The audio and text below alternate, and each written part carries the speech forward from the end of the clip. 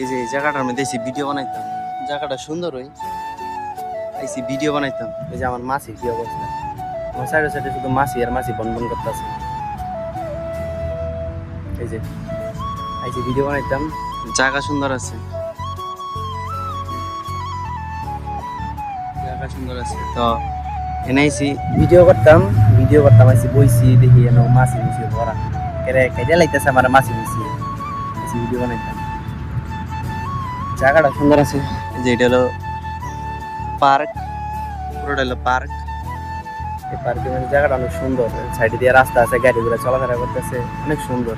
এবার সকালবেলা আইসি কটা ভিডিও টিডিও বানাইতাম। তো আমার কোনো ক্যামেরাম্যান নাই, এর লিগে নিজেই বানাইতে হয়।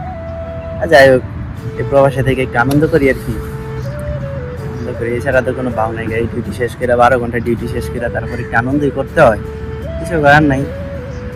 তো আশা আছে একটা বড় একটা ব্লগার হবো ইনশাল্লাহ, একটা স্বপ্ন যে একটা ব্লগার হবো, স্বপ্ন। তার জন্য একটা বইসেই শুরু করছি আর কি।